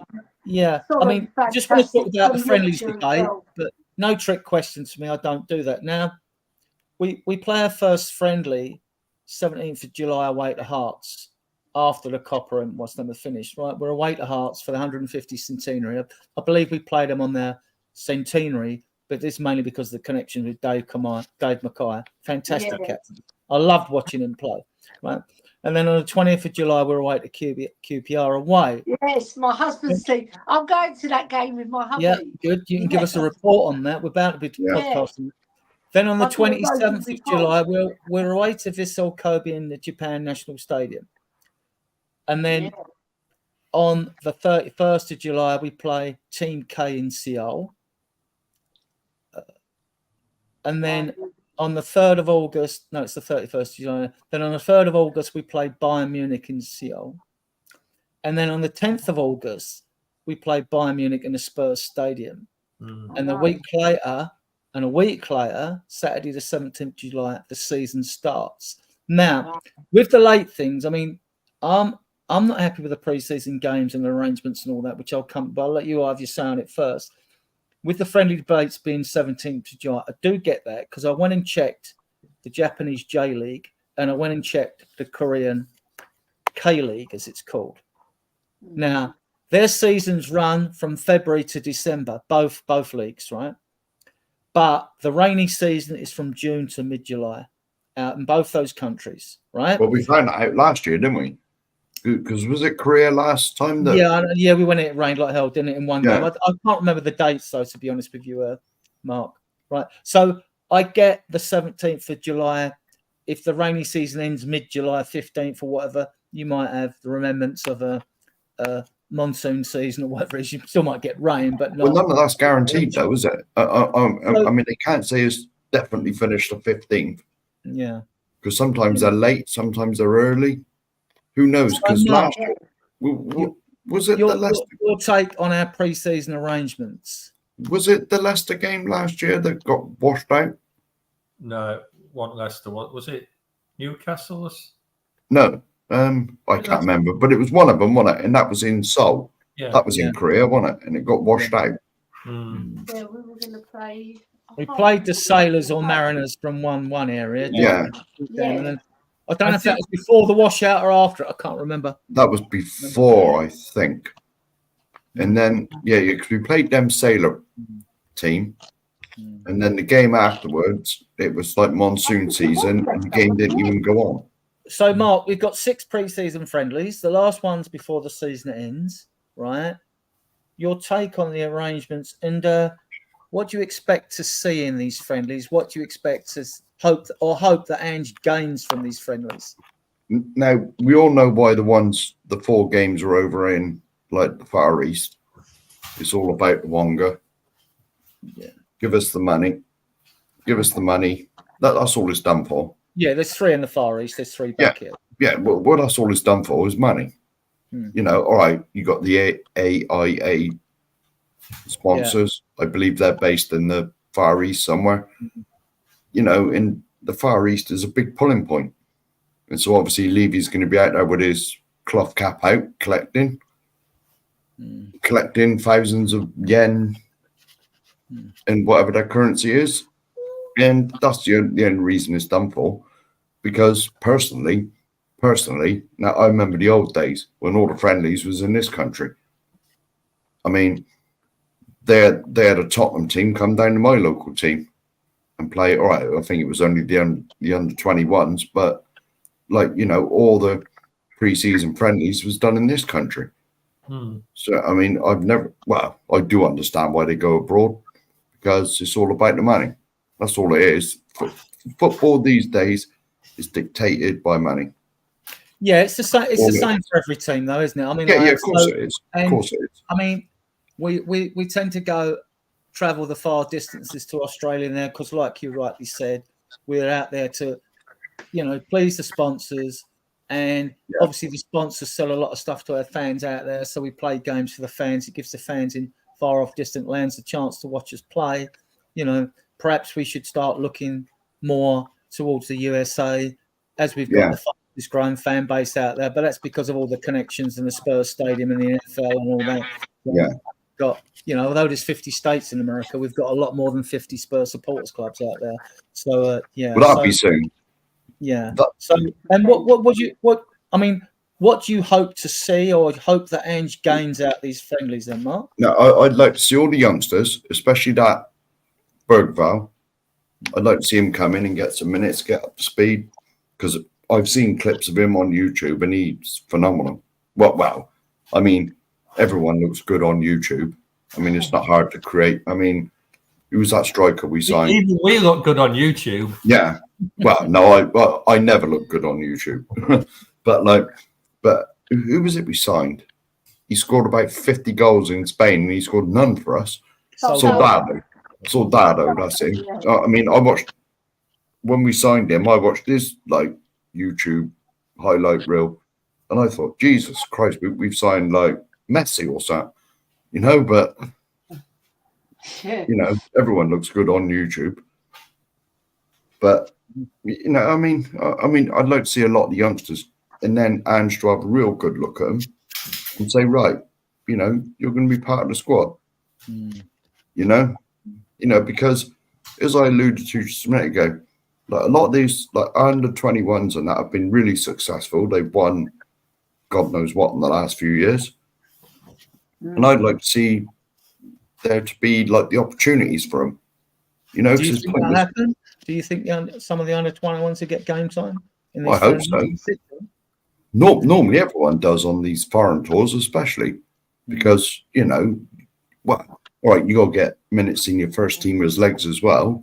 But, you know, it's normally like they'll play a team for the first half, and then the second half, the whole team changes, or more or less all of it. You know, that's the way it normally goes. I mean, to add to that, Mark, we've got about a month, right, before the first game. It's the 21st today. The first game's on the 17th. I'm not sure the finishing date of the Euros. So for England, it'll be next week. Obviously, we may have new signings in there to take away. Yeah. Well, and Ange will want to see them. You know of course you will. Yeah. I mean, this is where you got hope that all the problem is we've got to remember that all those players that are at the Euros, all those players that are at Copa America have still got to have their holidays. Yeah, they have 3 weeks off. Yeah, so as a minimum, they get 2 to 3 weeks off unless they come back early themselves. So, you know, a lot of our first team players may not be available for some of these games. Yeah. So, therefore, in theory, the youngsters are going to have to play. Well, we've only had 4 away, and the holidays, the players that have stayed behind, we've got Romero's away, Vicario, VDV, and Lo Celso, who will probably be going anyway. 4, I think. We've only got 4 away. What, 4 in total? Out the whole Euros and the whole... A high beer as well, 5, yeah. Yeah. Flipping out. Yeah. Is that it? Yeah. I remember when like 95% of the team used to go. Well, I remember when we had 6. I mean, we had 6 England players. Well, that was just for England. When you had Kane, Dele Alli, Yeah. you had Dyer and Dyer in midfield with Winks. Yeah. And Danny then Rose, Kyle Walker. And Walker, that was 6. Yeah, Danny Rose, Kyle Walker. Yeah. Come through by then, but now Yeah, we haven't got one in the squad, which I think is great if they can't get injured or be burnt out. I think we've been lucky the fact that like Porro didn't get picked. Obviously, Adoji was injured, wasn't he? So that's obviously why he didn't get picked. Why is Kulu not gone? Did he not? I don't know. And Bentancur as well. I don't think Bentancur went, did he? I mean, I'm not sure if he went to Did Sweden qualify? I thought Bentancur had gone. Maybe he has, because maybe I'm thinking. No, he can't. I'm thinking Euros and not Copa America. Yeah, so, no, I don't think Bentancur has gone because that video of him was at home, wasn't it? The one where he's said something against Sonny. Or was that I think That was those an interview, wasn't it? I think those away may have to skip their holidays this year.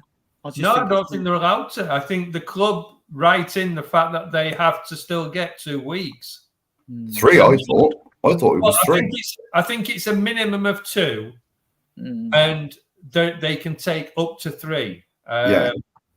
But I think there's. Well, that may be why. I mean, I'm not saying a club think of this because you're always looking for the next PR blunder from the club coming round the corner. If you're right and you're thinking, Soren, when I think you've hit something there. Yeah. It may be why we've got the first 2 friendlies against Hearts on the 17th in July away, because we can play them games without those players if they're on holiday. Possibly. So that might be like, not that I think the club would think that far ahead anyway. I mean, my argument's always been, I've always said it.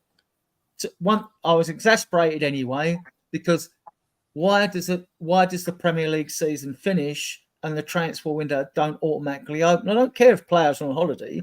If they're going to make big fat contracts and sign for a club and earn millions during their career, you're going to forsake your holiday for that, and you're setting your family and everyone up for life. I mean, don't cater for. You haven't got to forsake your holiday, really, have you? All you've got to do is take a phone call. And my other gripe is I've always thought, why don't clubs arrange their pre-season tours so at least they're back at the training ground a month before the season starts? So you get a month on the training ground. And I don't mind then if you're playing games here in the UK and during that month, but not travelling all across the planet at that time, you know? I mean, the thing that peeves me off is, why can't the international competitions all take place at the same time, the same years, the same time? So Copa America, Euros or World Cup and the Asia Cup and all that. Why can't they just be at the same time so you're not losing players here, there and everywhere?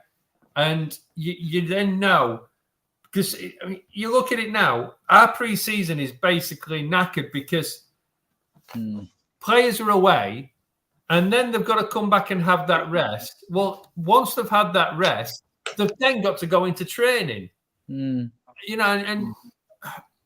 I get the fact that it's for every club. It's not just Tottenham that it affects. But we are in the West. We are a bit more blessed because all them other foreign leagues have to bend their schedules around to us when it comes to the Euros and the World Cup, right?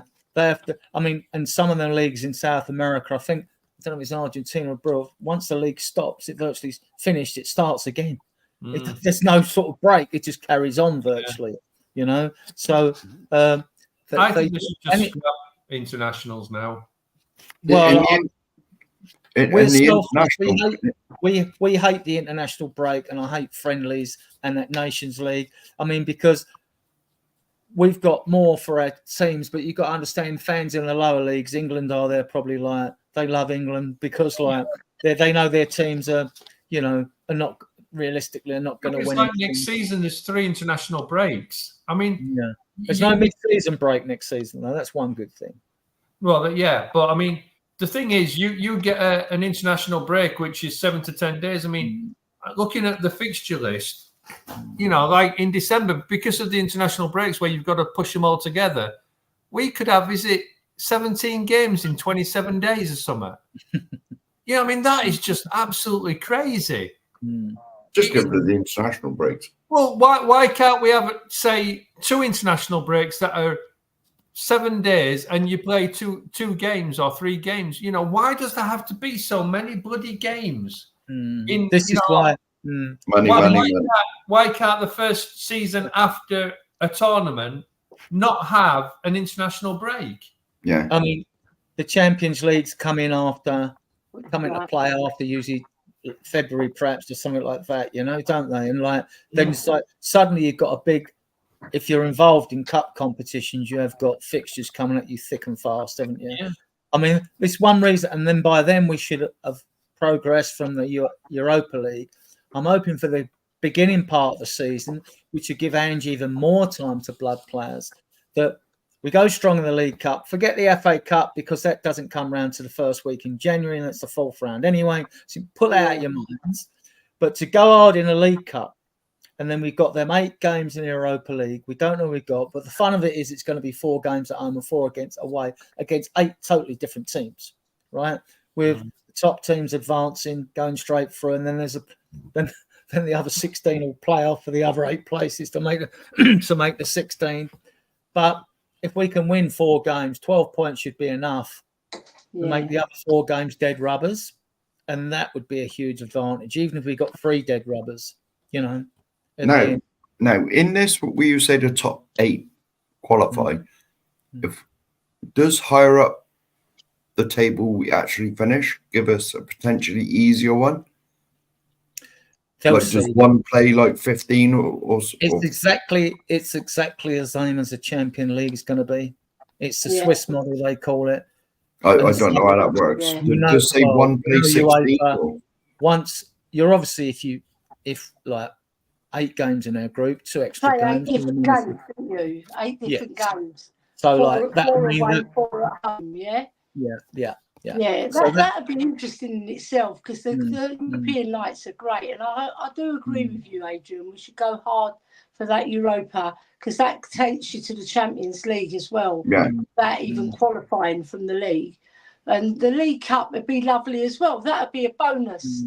If we could any get bloody another trophy cup would on be a top of bonus. that. You imagine if we get 2 trophies, we've doubled what we did in the last 24 years.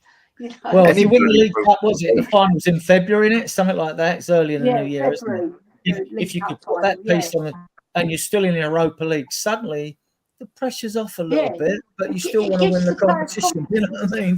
And the FA Cup as well. I mean, look, success, doesn't it? Look at Man City, they cornered the market. It's not like back in the day when you could play replays in the FA Cup over and over again. Then you might go to extra time, blah, blah, blah, and all that. And even after extra time, there were replays back in the day. But now, 6 games, you win the League Cup. You know, 6 or 7 games. It's the same for the FA Cup. So there's no reason we can't win. I mean, Man United finished below us. They win the FA Cup. I know. You know? So they win the cup. Yeah, that's why there was so much travesty over the way we approached the Fulham game in the League Cup. I think that was, you know, probably the biggest mistake in last season. Yeah. I know, because that sets a precedence, doesn't it? Because you lose that game, and it was an awful game as well, and it went to penalties, and it was just like watching Dynamo Zagreb again when we went out in the Europa Cup, and it makes all the fan base go crazy because we played 9 men that weren't supposed to be playing. Like I know some people say he was looking at players, but if you don't know who your best 11 is, you've got trouble. Well, I don't think it was a case of looking for his best 11. I think the argument was that he was looking to see if he could trust the other players, but you don't make 9 changes. But anyway, I'm sorry, but I'm going to have to jump because I've got an early start in the morning. So you've got to get up. You've got to work. Thanks for your input, Soren. You're welcome. Very welcome. You will be invited back. But, yeah, hopefully England can get a bit better, and hopefully we'll get a few of those signings. But come on, I doubt that very much. I doubt that very much. Cheers. See you later. Thanks a lot. See you later. Cheers. See you later. Up the top there. I like. So Ellie, yeah. we've gone off on a slight tangent, which is nothing wrong with that. But so these friendlies from the 17th, I mean the 6 friendlies you've got. We'll obviously, hopefully, we'll have new signings in by then. Yeah. So, what do you hope Ange will want to gain out of these friendlies? I hope he bloods the youngsters that he's looking at seriously in bringing into the first team. That's what I ideally want to see. Like your Donnellys, your Dorringtons, even your Alfie Devines, your Scarlets, and then you've got Lancashire. The Led and Parrot. Yeah, you've got Parrot, you've got Lancashire, and you've got Mikey Moore, who's like he's a teenage revelation, isn't he? So we need to blood them. We need to have a look at them, and us as fans, we need to have a look at them as well, because the club get to see more of them back doors, don't they? Because they see them in training, they see their attitude, and I think Angie's one for like character.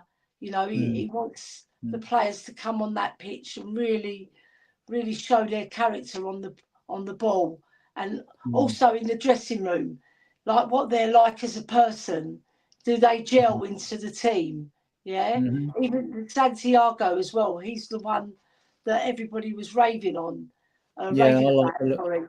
I mean, they were the under 21s have been a joy to watch. I think Donnelly's a standout player, though. I reckon he's my peach player, Donnelly, because he looks so calm on the ball and he can pin the ball. He's got great vision, moves the ball very quickly, but he takes his time as well. He's not one of those players. He's quite a cultured player. Reminds me of a young Glenn Hoddle, you know. So we've got a lot of hope with these youngsters because they are very top. Yeah, you got George Abbott. They're winners as well. They're winners. And Tyrus Hall looks a baller. Yeah, Tyrus Hall, I forgot to mention him yet. And the one I like, Noel John, I hope he makes it. He's a little guy, but look at all the little guys in world football. Your Messis, your Modric's. There's so many good players, your Maradonas. You know, they're tiny players, but they're brilliant. And Zola at Chelsea, I loved him. What a player he was. Our dealers was short, wasn't he? You go back, you can look at Mickey Jim years ago. Alan Ball was short. You know? Yeah, they're all like short players, but they ain't short in effort, and they ain't short in tactical awareness and vision. Brilliant players, all of them. I was saying to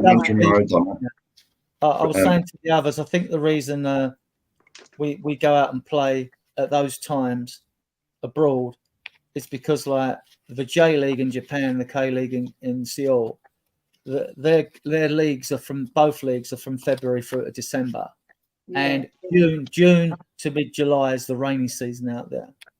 So I don't know. I didn't research to see if they do winter breaks or things like mid-season breaks because of the weather or not. I don't know if they do or they don't, because I don't know what a monsoon season's like out there. We know they get a lot of rain, but I don't know if it's perpetual for days on end or whatever. I don't know. You know, so so that's that. So our season starts a week after our last friendly, but that last friendly is at the stadium. I'm not going to that. I'm not paying money to go and see a friendly against Bayern Munich. You're not? No. All right.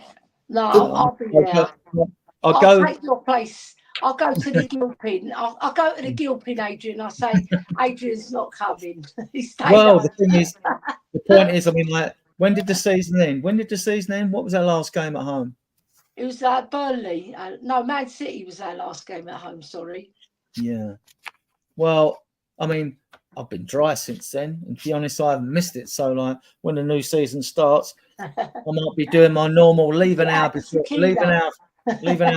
kickoff. Go there, just go in the stadium and get my seat. That's what I've been doing, because I won't buy stuff in the stadium. It's my little protest. I've saved more money on what they've charged me for my season ticket already. That's 50 extra quid. By just not buying pies and pints in there. And if I win someone, I was spending about 20 or 30 quid, you know. Yeah. Go to chicken instead. Yeah. Go to chicken. No, I eat a bit of chicken there, they do. Oh, you can't eat chicken. I'll just cook before I go. I'll cook before I go, and I'll just say. So anyway, that's off the subject. So we're off the subject now. So yeah, the season. I mean, like July, like so we got July, the first friendly on the 17th, and then like which should be now. I'm not sure when the Euros actually finish, so as we can get some signings in. Why? But you know, our recruitment team, they must be. I will research it now, Adrian. Right. Okay. Well, our recruitment team must be loving this. All this smokescreen about players. And let's be fair, right? If we're being linked with players now that are far left players, right, that we're looking for, right, then our recruitment team haven't been doing their job, have they? Because a lot of these far left players mentioned in lower tier media and mid tier media now outlets, they're just filling column inches for them and clickbait and things like that. So most of them are just absolute rubbish. The link that like, oh, get Hummels in at 35 or, you know, whatever, you know, things like that. I mean, we know Angie's not going to go for old players like that anyway, right? He likes them around the 25-year-old max, you know. So, and this is all smoke and mirrors. So I'm expecting, I hope Paratici's waving his wand in the background and doing something. Yeah. And we get a few surprises in the transfer window. I mean, we know the obvious signings are basically either going to be Eze, Tony, or Jimenez, it would seem, in the striking areas, right? But we'll see. We'll see on that, and like we'll no doubt, you know, every day now the rumour mill's hotting up. Yeah, so, I'd like to see Rafinha come because he scores and he assists, and we need a really brilliant. We need two wingers really. Because our wingers are a bit pants, aren't they? Like Johnson, he's not the finished article yet. And on he's going to be good. He's going to be good, I believe. He's not exactly crossing. He's not bad, but he's not the top. He's not the top notch that gets you the league title. You know, if you want to go for the league, you've got to upgrade on those wingers. Because I don't think Solomon's going to be coming back. I agree with Solon. I don't think we're going to see him. He's got too best much crossed or the ball left. What's his name? He went back to his home club. Perisic. That's the one. Yeah. He was our best crosser of the ball. And I hope. I don't think we're not getting rid of Richarlison. And I hope that he's put his psychological problems behind him and his injury problems, and he has a real breakout season this season. You know, we all hope that, because while at the club, you want the players to do well. But it remains to be seen if it happens, right? But so that's with him. And like I said, when we link the heights, though, Adrian. No, he hasn't. He's a very good player. I like him because he plays for the team. He's a proper team player, and he's got some shithousery. He's got aggression that you need at the top. We need more of that in our players. We need more of that. It'd be good to bring him off from the bench. You know, maybe not as a starter, but to bring him on. And our midfield, like I said, and forward line have been pants. You know, after our great start, only Sonny scores goals, and as we know, you need Arsenal got 90 goals, couldn't win the league.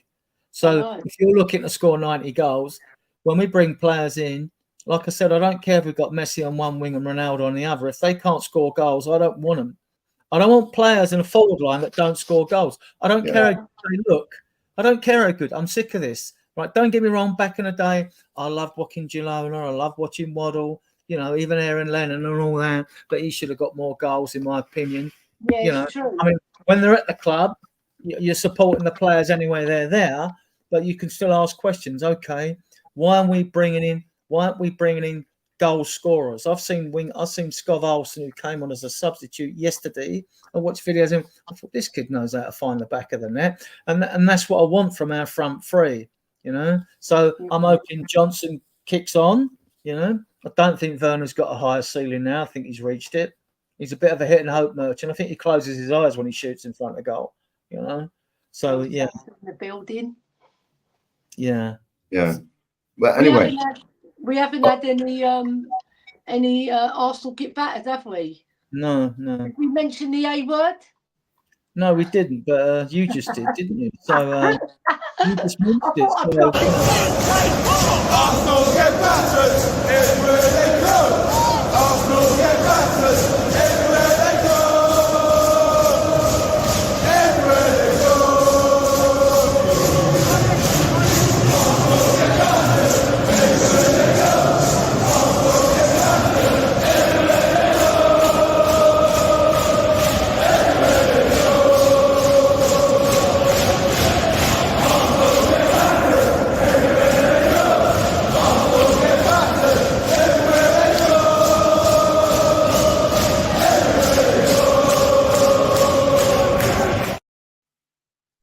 we have other versions if you mention. Well done, Adrian. I'm not mentioning Plus, nothing. Keep me up no end. Plus, yeah. Plus, there's the where are we? There is this Arsenal one.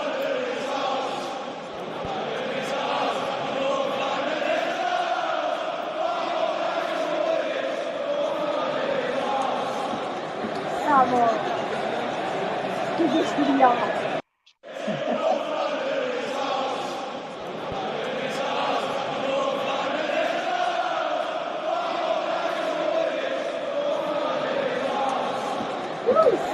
Come on. I enjoyed the encore. Love it. You did. Right, the Euros finishes Sunday, the 14th of July. Oh, Yeah, right. and the league starts on the 17th of July, did you say? No, it's our first friendly, I think. That's a Saturday, the 17th of hang When on. does, let me when go. does the league season start? The league starts Saturday, 17th of July. The 3 days after? No, week No, after. that's friendly, week after surely. we play Bayern The in the league starts in stadium. August. Yeah, When's the last game of the Euros? When's I it? don't know. But The 14th of July is the final. Wow. It's a yeah, Sunday. so it's It's 3 days Sunday. before. 3 days before the season starts. Won't Oh affect my us. God. We've got no players. Well, we won't. Our players will be back before then. That's pre-season, Adrian. That's pre-season. Surely. The No, Premier no. League starts in August. No, there's about 70 days left of the transfer window, and the transfer window goes into almost about 13 days into league season or something like that, right? Yeah, I was going to say. Finishes 30th of August, right? But you're already 2 weeks into it. Yeah. So the season starts. If the season starts, well, The season will start in August. The Premier League. The pre-season friendlies is probably the 17th. Oh yeah, of July. hold on. Yeah, I was going to say you. 17th of August, the Saturday must start, not July. What am I talking about? Yeah, I was going to say like. Yeah. So yeah, it's a week after. So 10th of August is Bayern Munich at the stadium. 17th of August the season starts. I've written July down. I've got it wrong. That'll give me plenty of time to get reading it. I've got this book for £2. It's a fantastic book. Look at that. Brilliant. It's the complete record. Yeah. You know what? It brings back memories when you flick through the book and you see. If they missed the last 16 years out, is the last 16 years in there? Because are they blank pages? No, do you know what I mean? They just have to put a picture of Daniel Levy in and say we didn't win anything. Oh. Yeah. Well, just put that on your dartboard. It's got right guys, up to 2023. So it didn't have this season, 22-23 season. It's fantastic. I got it for £2 in the British Heart Foundation.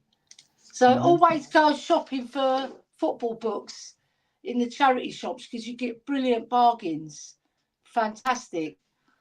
Right, guys, we've been going for 2 hours, which is good. Yeah. It's been a very interesting and good debate on the things we've discussed. Brilliant show. I'd like to thank all of you that watched the videos on playback, and if you could please subscribe Big up Jose as well. Big up Jose in the comments. Yeah, big up Jose. I think he's going towards that 500 mark. If he hasn't made it already, Yes. yeah, I thought he would have because big up. Let's hope Jose me. gets his 500. I think we managed to get him a few, but well done, Jose. People are lazy. So big up to the chat. Those that could bother to come. I know the football's on, so obviously everyone's watching football. Obviously, this is our 4th podcast since we've been inaugurated, and the first 4 I think have gone very well indeed, and we'll get better. And obviously, when the season starts, there'll be more interesting things to talk about, games and such like. And we will cover everything Spurs, and we will try. We're a more discerning podcast for you out there watching on playback. We will always try to bring you facts, and not waffle too much. I mean, you get a little bit of waffle, obviously, So with that, I will play you out. I'll meet you guys in the back room. I will play you out with this.